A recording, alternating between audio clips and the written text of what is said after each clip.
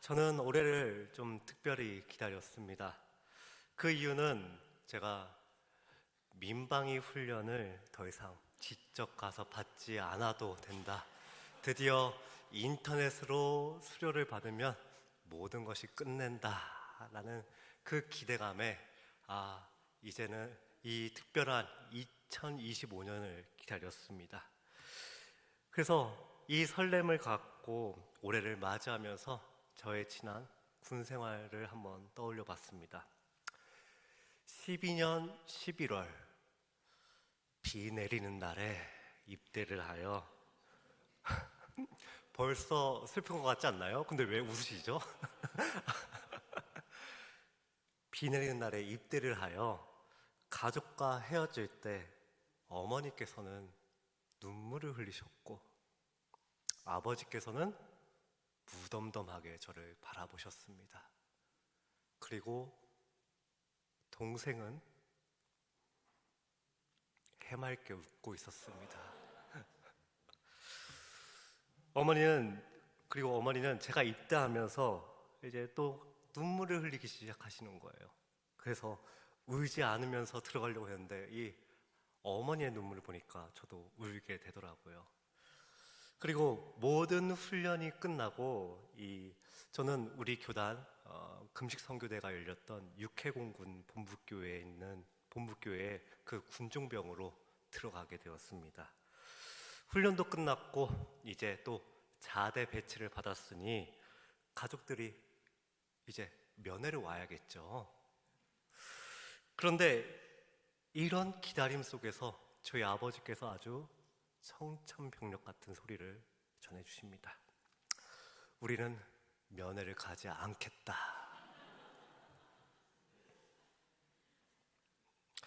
이제 갓 들어온 이등병이라 일을 배우느라 이리 치이고 또 저리 치이고 해가지고 마음이 힘들어서 심지어는 선임들 몰래 변기를 붙잡고 울기도 했습니다. 아니, 남들은 아들을 보겠다고 하면서 달려오는데 이게 뭐야? 내가 다른 사람들보다 조금 편하게 있다고 내가 안 힘든 게 아닌데 왜 안 와? 나도 좀 면회 좀 받고 조금 편하게 있어 보자 라는 생각에 서운함은 가득했습니다. 하지만 끝내 이등병 때에는 가족들이 오지 않았습니다. 그 후 시간이 지나고 이제 전역까지 100일이 남은 이제 병장이 되었습니다. 근데 어느 순간 아버지께서 면회를 오시겠다고 하시는 거예요. 그래서 저는 오라고 했을까요?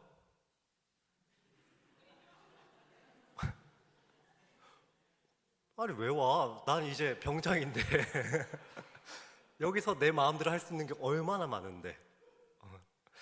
그래서 지금 편안히 있으니까 오지 말라고 이렇게 말씀을 드렸습니다. 하지만 이 아들의 요구사항을 가뿐히 무시하시고 이제 가족들은 면회를 왔습니다. 그리고 면회를 온 이유에 대해 도대체 왜 왔냐며 아버지께 여쭈어 봤는데요. 아버지께서 이런 말씀을 하시더라고요. 아들, 친구가 그러는데 군대 있을 때 면회 한 번도 안 가면 효도 못 받는데 그래서 왔어.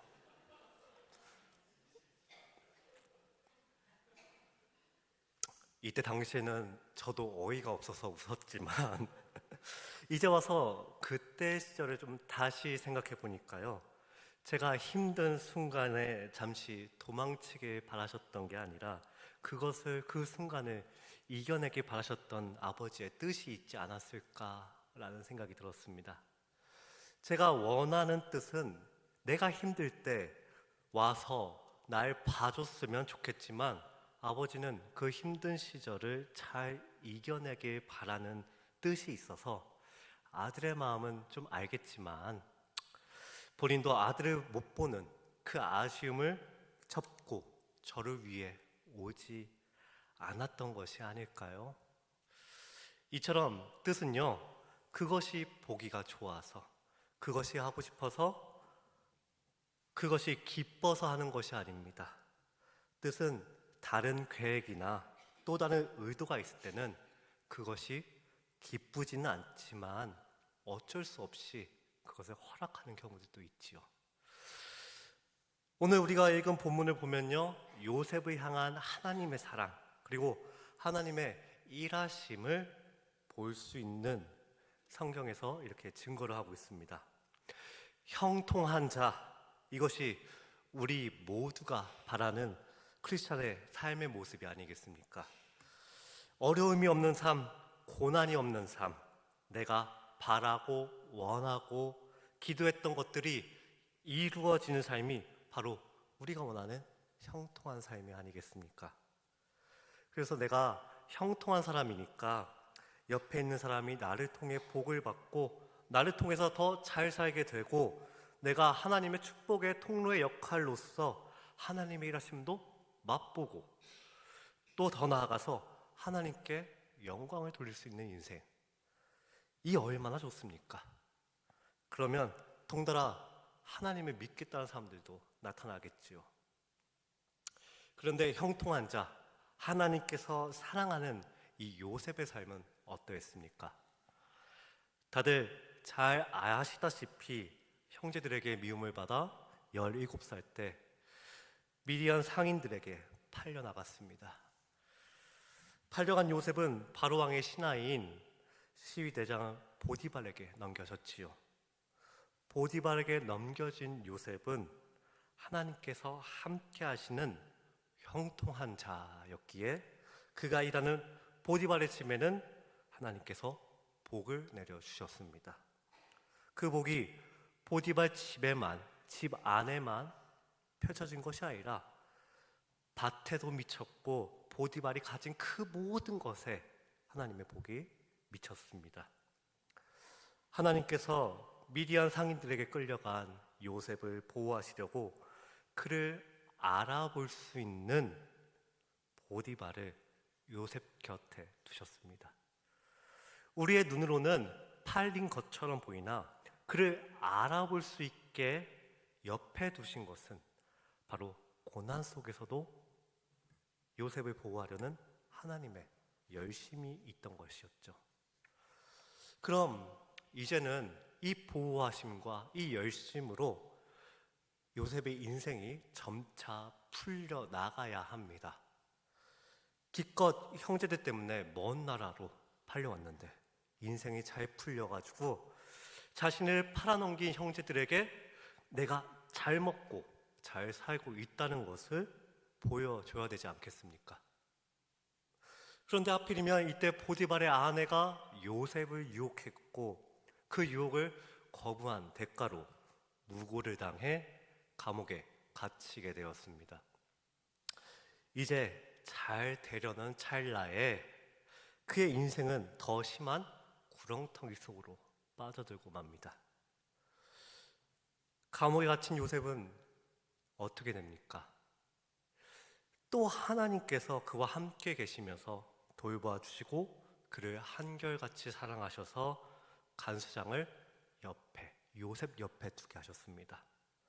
하나님은 이전과 같이 요셉을 알아볼 수 있는 사람을 붙여줌으로 요셉을 또 보호하셨죠. 어떻게 죄수에게 죄수를 관리하라고 맡길 수 있겠습니까? 그 놀라운 일들이 지금 일어나고 있는 겁니다. 그렇게 된 것은 하나님께서 요셉과 함께 계시기 때문이고 하나님께서 요셉을 돌보셨기 때문에 그 놀라운 일이 일어날 수 있었죠. 그런데 여러분, 뭔가 이상하지 않습니까? 하나님께서 사랑하시고 또 함께 하신다면 요셉의 인생에서 팔려가는 그리고 감옥에 가는 일이 벌어지지 말아야죠. 하나님을 믿어서 삶이 더 탄탄대로 가야죠. 아니 그 무엇보다 하나님께서 함께 하시고 사랑하는데 왜 그를 계속해서 고난에 있게 합니까?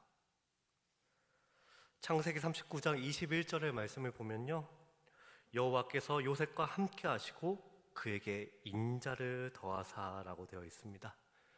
새 번역을 보면 여호와께서 그와 함께 계시면서 돌보아 주시고 그를 한결같이 사랑하셔서라고 되어 있고요.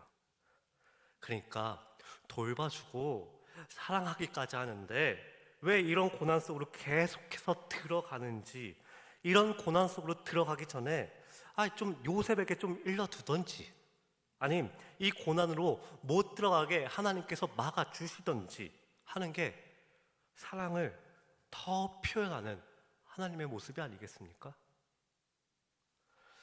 그렇다고 하나님께서 능력도 없던 것이 아니었습니다. 그 고난과 역경에 빠져도 그를 알아볼 수 있는 사람을 또 붙여주셔서 그를 보호하시고 우리의 상식과는 정반대로 되는 일들을 만들어 주셨습니다. 노예가 주인의 집안을 관리하고 죄수가 죄수를 관리하는 상황들 말입니다. 하나님께서 이렇게 능력이 있으시니까 고난과 역경에 빠지기 전에 그를 구원해 주시면 이런 일들이 없이 만사가 다 해결되는 거 아닙니까? 빠지고 나서 도와주면 뭐합니까? 아직까지 요셉의 인생은 고난과 역경 속에 있는데요. 그렇다고 요셉이 하나님께서 함께 하시고 자신이 사랑받는 걸, 하나님께 사랑받는 걸 잘 알고 있으니까 그래, 난 이 모든 고통을 이겨낼 수 있어. 난 믿음이 좋으니까, 하나님께서 내게 비전을 주셨으니까 하면서 이 모든 상황들을 이겨낼 만큼 편안한 삶을 살았을까요? 시편 105편 18절 이 세번역 성경을 보면요, 이렇게 적혀 있습니다.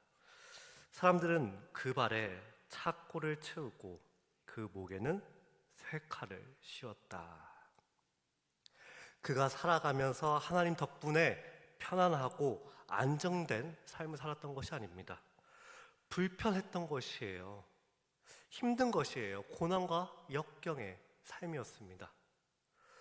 바로왕 앞에 요셉이 선 것이 나이 30세라고 하니까 13년의 기간을 고통 속에서 그는 살아왔던 것입니다. 요셉은 꽃다운 나이에 발에는 착고 그리고 목에는 쇠칼을 차고 있는 아주 불편한 생활을 보내고 있던 것입니다.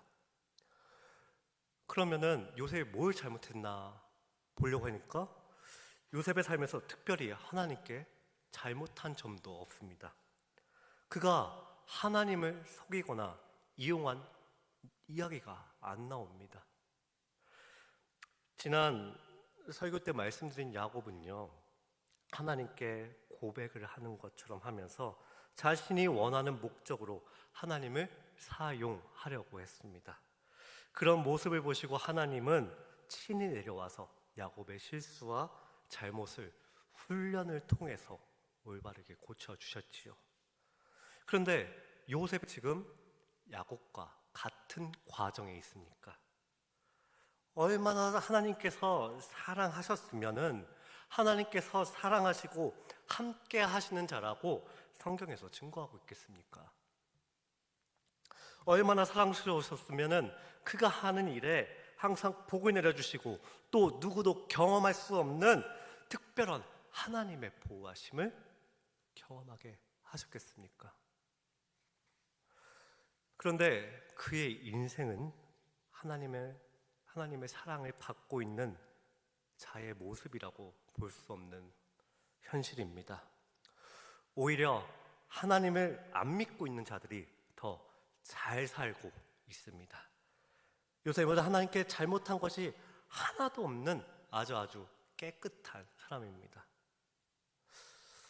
만일 제게 요셉과 같은 이런 안 좋은 일들이 일어나는 가운데 어떤 이가 찾아와서 모든 것이 하나님의 뜻이야 라고 말하거나 분명 어딘가에 하나님의 뜻이 있겠지 라고 말하는 이가 있다면, 그러면 제가 이렇게 겪고 있는 고난은 도대체 뭐냐고 저는 반문할 수밖에 없습니다. 사랑하는 자녀가 고생하길 바라는 아버지가 이 세상에 어딨냐고 말이죠. 나를 사랑하신다면서, 나와 함께 하신다면서 내 고통을 알아보지 못하는 게 말이 되냐며, 그런 말을 한 사람에게 저는 화를 내고 말 것입니다. 요셉이 이 고난을 받으면서 평안했던 것이 아닙니다. 13년의 세월을 고통 속에서 살아왔습니다. 그 고통받는 가운데서 하나님의 뜻이 있다고 생각이 할 수 있겠습니까? 이 모든 게 하나님의 뜻이라고 말했다면 자신의 발에 착고나 목에 쇠칼이 있는 게 말이 되냐며 그 또한 계속해서 반문을 했을 것입니다.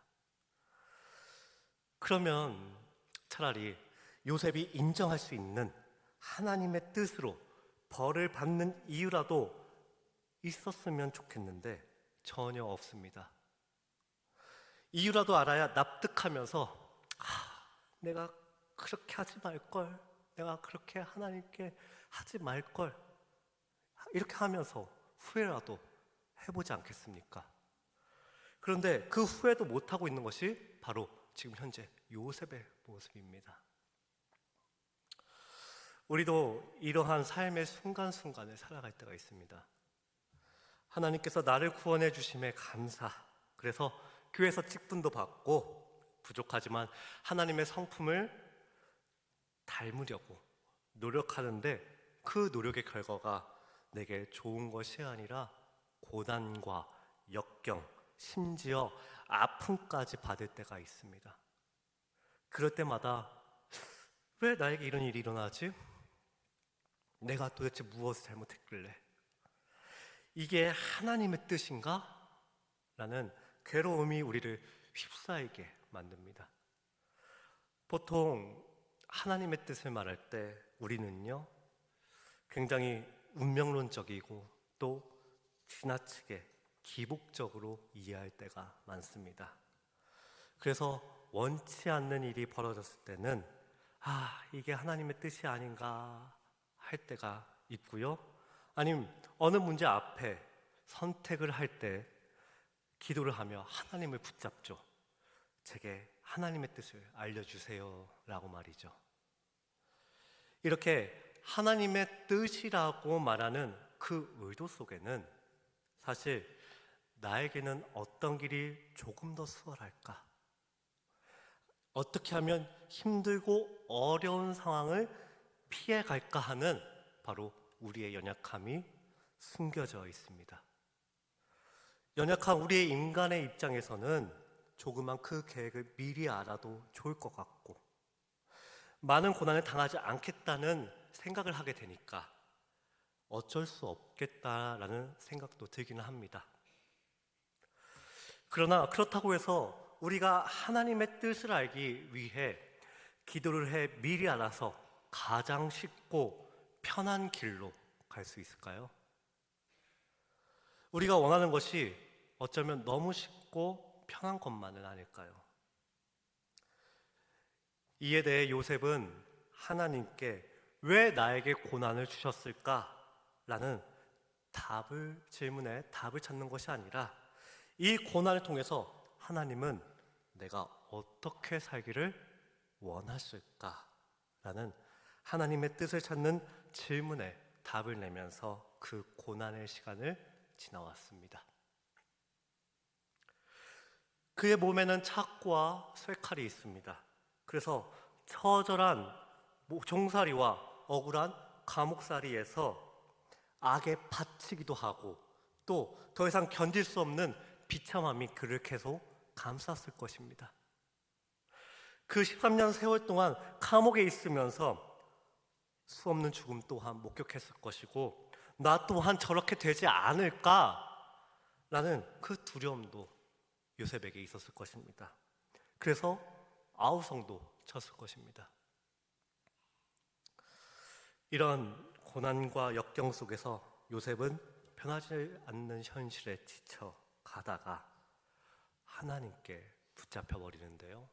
어떻게 붙잡히냐면 시편 105편 19절의 말씀입니다. 곧 여호와의 말씀이 응할 때까지라 그의 말씀이 그를 단련하였도다. 아멘. 그가 믿음이 좋아서 이 고난, 이 기간을 살아낸 게 아닙니다. 그가 남다른 비전을 갖고 있어서 이 고난을 살아낸 게 아닙니다. 하나님의 말씀이 응할 때까지, 하나님의 뜻이 요셉에게 응할 때까지 요셉을 단련시키신 것이죠. 요셉을 사랑하지만 요셉이 장차 이집트 총리의 자리에 어울릴 만한 그릇으로 만들기 위해서는 하나님께서는 기쁘지는 않지만 어쩔 수 없이 그 고난을 허락하셨던 것입니다. 우리에게 발생하는 안 좋은 일들이 하나님의 뜻이라고 생각할 때 가장 크게 분노하는 이유 중 하나는 하나님의 뜻이라고 말할 때 그것이 하나님께서 원하시고 기뻐하시는 일이라고 생각하기 때문입니다. 앞서 서론에서도 말씀드렸지만 저희 아버지께서 제 힘든 상황 속에서도 저를 보러 오지 않았던 것은 내가 그 멀리 안 갈 수 있어서 기쁘다가 아니라 저의 성장을 위해 그것을 기쁘지는 않지만 교육적인 의도와 계획이 있었기에 그런 결정을 하신 것이죠. 이처럼 우리는 하나님의 뜻에는 기뻐하시는 뜻과 허락하시는 뜻이 있다는 것을 구별해야 합니다. 하나님께서 그 일을 허락하셨다고 해서 하나님께서 그 일을 기뻐하시는 것이 아닙니다. 오늘 요셉의 경우도 마찬가지입니다. 요셉의 경우 하나님께서 아브라함과 하셨던 그 약속 때문에 아브라함 자손들이 이집트에서 400년 동안 종살이를 하다가 큰 민족을 이루어서 이제 가나안 땅을 차지하기 위한 하나님의 계획 가운데 요셉이 노예로 팔리고 요셉이 그 감옥살이라는 고난을 받았던 것이 하나님의 뜻이었다면 하나님의 계획 가운데 있었다는 의미이지만 요셉이 그런 고난을 겪는 것을 하나님께서 기뻐하셨다라고는 말할 수는 없습니다.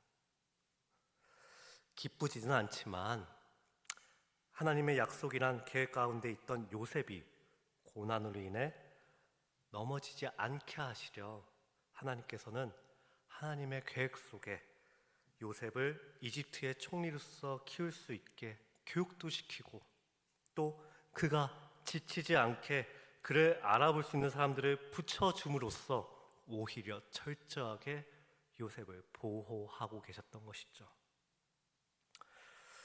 누가복음 이 15장 11절에서 32절까지의 말씀을 보면 예수님께서 탕자의 비유로 하나님의 사랑을 말씀하신 내용이 나옵니다. 탕자는 아버지에게 자신에게 줄 유산을 달라고 요구합니다. 아버지는 물론 지금 이 탕자에게 유산을 주면 그 유산을 모두 잃어버리게 될 것이라고 생각할 것입니다. 그러면 당연히 주지 말아야죠. 경제적 관념이 없는데. 그런데 어떻게 해요? 줍니다. 아버지께서 그것을 허락한 이유는 무엇입니까? 아버지의 입장에서, 교육적인 입장에서 가서 모든 것을 잃고 고생을 좀 하기는 하겠지만 그 고생을 통해서 아버지의 사랑과 그리고 보호하심을 더 경험하도록 하기 위한 허락의 뜻이 있었기 때문이죠. 그리고 아버지는 그렇게 아들이 나가고 아들이 돌아오기를 밤낮으로 기다렸습니다. 그가 어서 깨우치길 바라는 마음에서요. 그러니까 아들이 나가는 것을 아버지가 좋아해서 내보낸 것이 아니죠. 그를 위한 교육적인 의도가 있으니까 어쩔 수 없이 그를 내보낸 것입니다. 우리는 고난을 당하면, 역경을 당하면 이 고난의 원인이 뭘까? 이 역경의 원인이 뭘까라고 하지만 사실 잘 모르잖아요. 어떤 경우는 그 고난이 우리들의 인품과 성품 또는 인격을 형성하기 위한 수단이 되기도 하겠고, 또 어떤 경우에는 징계일 경우도 있을 것입니다. 또 어떤 경우에는 사실은 우리의 고난이 누군가의 유익을 위해서 하나님께서 그 고난을 허락하시는 경우들도 있습니다. 말하기는 조금 조심스럽지만 내 사랑하는 가족 중 한 사람이 심히 아팠을 때를 뒤돌아 생각하면 왜 이런 고난을 주시냐고 원망했지만 가족들의 유익을 위해서 서로 사랑을 싹 틔울 수 있도록 하나님께서 그런 기회를 주신 것이죠. 하나님께서는 그 고난이 기쁘지는 않지만 허락하시는 경우도 있습니다. 더 나아가 예수님께서 당하신 십자가의 고난도 마찬가지입니다. 하나님은 예수님께서 당하시는 고난을 기뻐하신 것이 아닙니다. 하나님이 기뻐하신 것은 예수님의 고난을 기뻐하신 것이 아니라 예수님께서 고난을 당하심으로 인간을 구원하실 수 있다는 것에 기뻐하신 것이지, 예수님이 고난당한다는 것을 하나님이 좋아하셨다고는 말할 수 없습니다.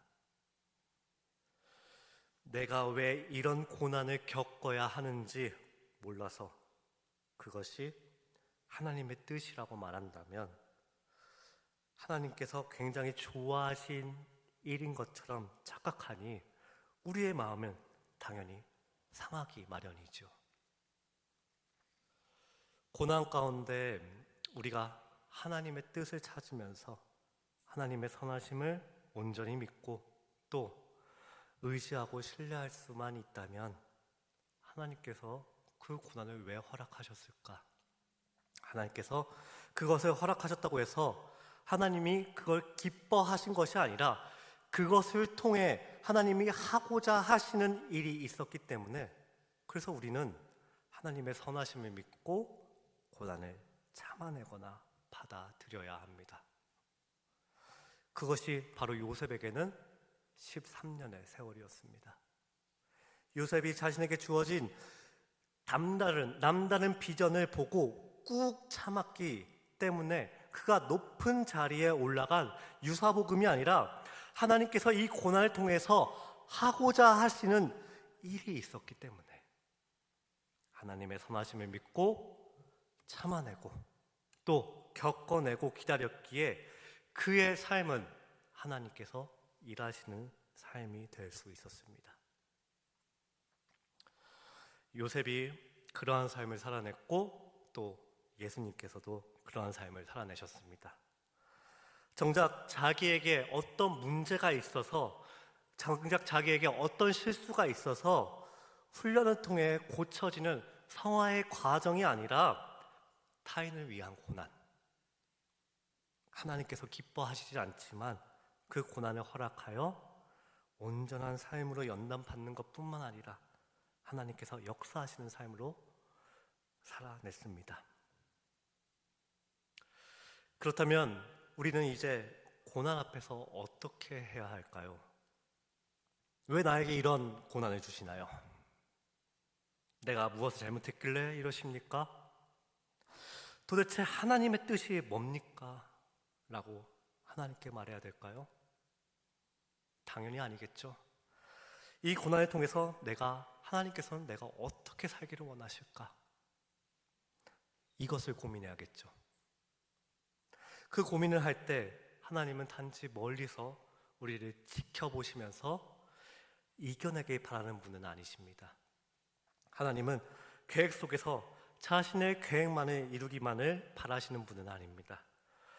우리를 향한 큰 계획이 있지만 무작정으로 내가 너를 끌고 갈 테니 너는 무작정 나를 따라오렴, 이것이 아니라 자신의 계획으로 인도하는데 혹시나 지치지 않을까 해서 요셉에게 사람을 붙여주신 것처럼, 그래서 보호하셨던 것처럼 우리에게도 우리를 알아봐 줄 수 있는 사람을 붙여서 보호하시고 우리를 현재 인도하고 계십니다. 어떤 분들은 하나님의 뜻을 구하며 산다는 말의 의미가 하나님 앞에 구하지 않고 하나님의 뜻을 찾지 않아서 어려움을 당하는 거라고 하시는 분들이 계십니다. 그러나 그 사건들은 구속사적으로 살펴봐야지 이것을 마치 우리가 인생을 살아가는 어떤 원리인 양 이야기한다면 우리는 매 순간마다 기도를 해야 한다는 것이고, 더 힘든 것은 매 순간 기도를 해도 모른다는 현실을 마주하게 된다는 것이죠. 그렇게 해도 하나님께서 길을 선명하게 알려주시는 것도 아닙니다. 종종 알려주실 수는 있겠죠. 다만 우리가 가져야 되는 믿음은 하나님의 선하신 주권 가운데 있는 내 삶을 살아가는 도중에 어떤 어려운 일이 벌어지면 이게 하나님께서 원하시는 일이었구나 하는 것으로도 내가 받아들일 수 있고, 그 가운데서 그러면 하나님이 기뻐하시는 것은 뭘까? 하나님은 이 고난 가운데 내가 어떻게 하기를 원하실까를 생각하는 것, 그것이 하나님의 뜻을 찾는 것입니다. 그래서 우리가 해야 될 일은 우리에게 매일매일 주어진 삶의 현장에서 선택의 기로에 섰을 때 하나님 앞에서 하나님의 뜻을 구하고 또 하나님의 원하심을 기도해야겠지요. 그리고 할 수만 있다면 어려움을 당하지 않고 조금 더 쉬운 길로 갈 수 있기를 바라는 마음의 표현도 할 수 있을 것 같습니다. 그러나 그럼에도 어쩔 수 없는 원인을 모르는 이 고난을 만나게 되었을 때 하나님께서 우리들의 삶을 통해서 하나님의 선하신 뜻을 이루신다는 것을 믿고, 우리가 어려움 속에도 그 어려움 중에도 하나님을 믿고 참아내고 기다리면서 하나님께서 기뻐하시는 일을 행하는 것, 바로 그것이 하나님의 뜻대로 사는 삶입니다. 이런 하나님의 뜻대로 사는 삶이 바로 우리들의 삶이었으면 좋겠습니다. 하지만 우리의 뜻만으로는 이러한 삶을 살아낼 수가 없습니다. 하나님의 뜻이 응할 때까지 하나님의 말씀을 통해 우리가 단련되어야 합니다. 특별히 사순절을 맞으면서 우리는 예수님을 깊이 묵상하는 절기를 보내고 있습니다. 이럴 때 우리에게 필요한 것은 타인을 위한 고난의 시기를 보내신 예수님께서 어떻게 이 땅에서 복음을 전하셨는가를 보고 우리도 그 모습을 쫓아가봐야 합니다. 신명기 29장 29절의 말씀을 한번 같이 보실까요? 같이 읽도록 하겠습니다. 시작.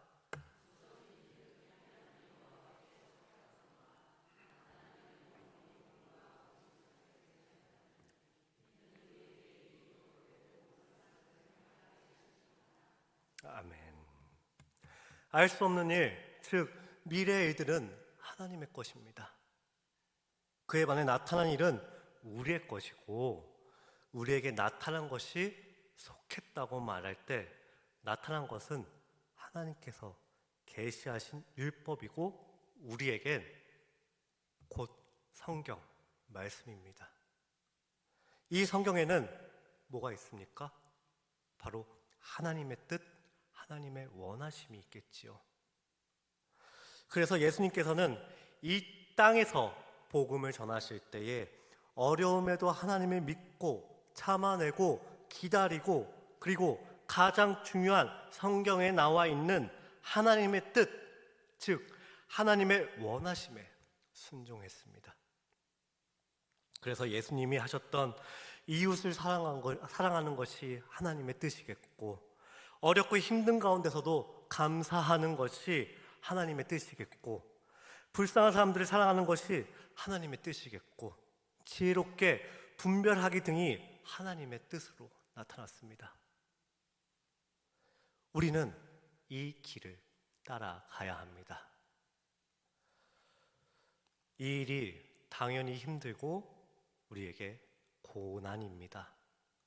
그러나 이 고난은 예수님을 따라가는 타인을 위한 고난입니다. 이 고난의 길을 따라감으로 우리의 성숙뿐만 아니라 하나님께서 나를 통하여서 다른 누군가에게는 공감을, 또 다른 누군가에게는 희망을, 또 누군가에게는 사랑을 주는 예수님의 사역을 이어서 하는 하나님께서 사랑하는 자녀가 되어 있을 것입니다. 바로 요셉처럼요. 그러니 우리가 겪고 있는 고난의 뜻을 물으면서 도대체 이게 뭐냐고 하면서 내 인생을, 우리의 인생을 살아내는 것이 아니라 하나님께서 이 고난을 통해 내가 무엇을 하길 원하실까? 무엇을 하기를 바라실까를 생각하며 믿고 참아내며 기다리고, 그리고 말씀에서 드러난 하나님께서 기뻐하시는 일을 행할 때 요셉처럼 하나님의 계획이 드러나는 축복과 통로가 되는 여러분과 저가 되기를 주님의 이름으로 소망합니다. 다 같이 기도드리겠습니다.